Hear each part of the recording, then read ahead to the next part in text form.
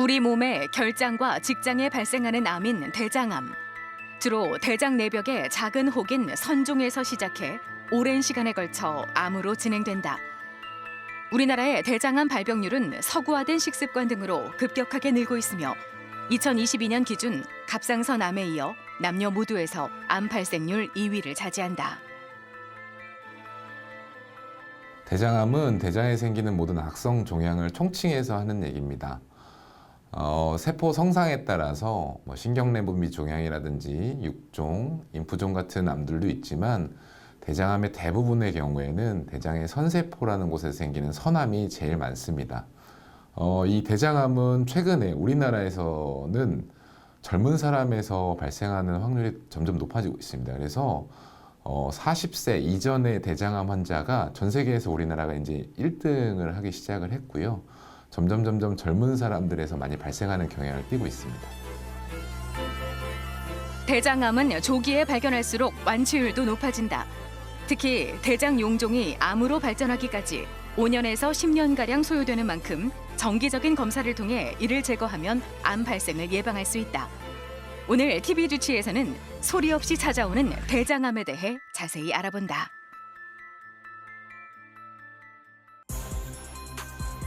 우리가 섭취한 음식은 구강, 식도, 십이지장, 소장을 거쳐 마지막으로 대장으로 들어와 항문으로 배출된다.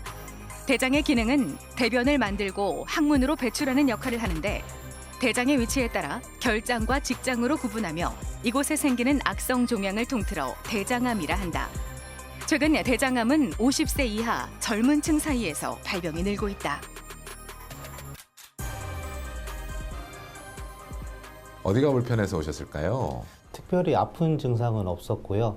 건강검진에서 대장 내시경을 하다가 혹이 발견되어서 큰 병원을 찾아가라고 권유를 받았습니다.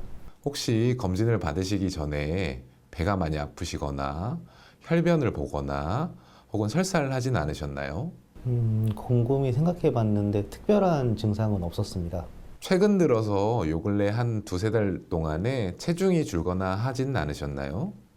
제가 요즘 다이어트를 해서 2, 3kg 정도 줄은 건 있는데 이것 때문인지는 잘 모르겠습니다. 가족분들 중에서 혹시 대장암이나 직장암 환자분들이 계셨나요? 그 부분은 잘 모르겠습니다. 잘못된 식습관이 대표적인 원인이 되는 대장암.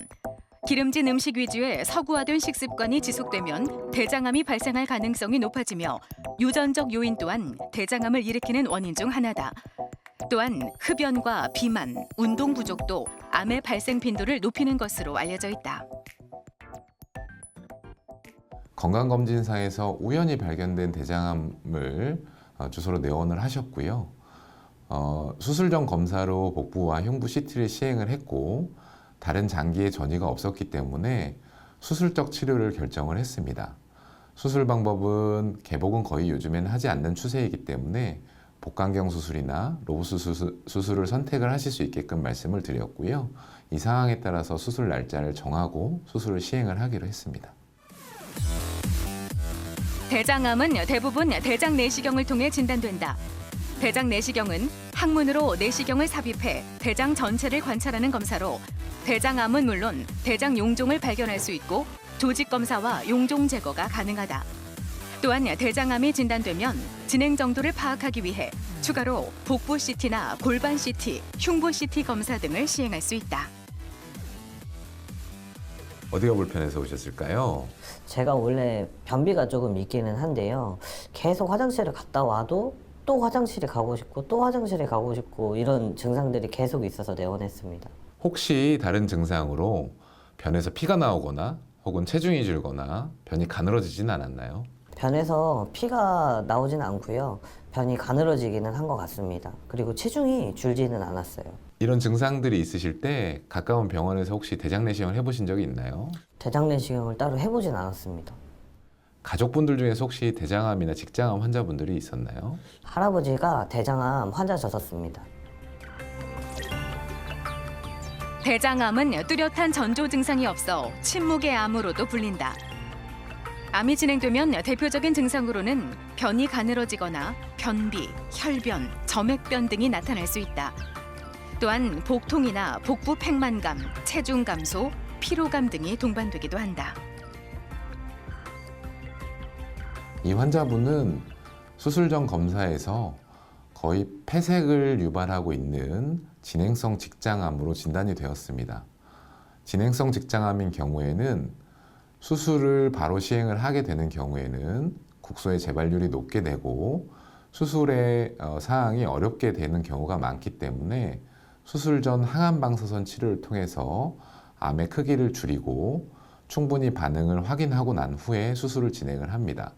그렇기 때문에 수술 전 항암 방사선 치료를 위해서 방사선 종양학과의 협업을 통해서 방사선 치료를 계획을 하고 있고요. 방사선 치료를 하면서 같이 항암 치료를 할 수 있도록 계획을 하고 있습니다. 대장암은 병기에 따라 치료가 달라진다. 조기 암의 경우 내시경 절제술이나 수술로 치료할 수 있다.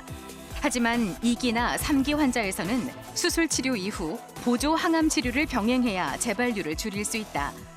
또한 전이성 대장암의 경우 전이의 위치와 개수에 따라 항암 치료, 수술 치료, 방사선 치료를 통해 완치를 기대할 수 있다. 대장암은 완전히 진행하기 전에는 거의 대부분 증상이 없는 경우가 많습니다. 증상이 있어서 내원하시는 경우에는 진행성 대장암이 진단이 되거나 혹은 다른 장기로 전이가 되어 있는 4기 대장암이 진단되는 경우가 생각보다 많이 있습니다. 그렇기 때문에 조기 검진이 제일 중요하고요. 이전에는 우리나라에서도 50세 이상에서만 대장암 검진을 했는데 최근 들어서는 이렇게 발병 연령이 낮아지는 경향이 있어서 최근 들어서는 45세 이상에서 검진을 시행을 하기 시작을 했습니다. 그렇기 때문에 조기 검진을 잘 하시고 검사를 빨리 받아보시는 게 제일 좋겠습니다. 대장암은 식습관의 영향을 많이 받기 때문에 잘못된 식생활을 바로잡으면 암을 예방하는 데 도움이 된다. 동물성 지방 섭취, 비만 등은 피하고 다양한 영양소의 균형 잡힌 식생활이 중요하다. 또한 증상이 없어도 45세 이후부터 대장 내시경 검사를 받는 것 또한 대장암 발생을 막는 지름길임을 명심하자.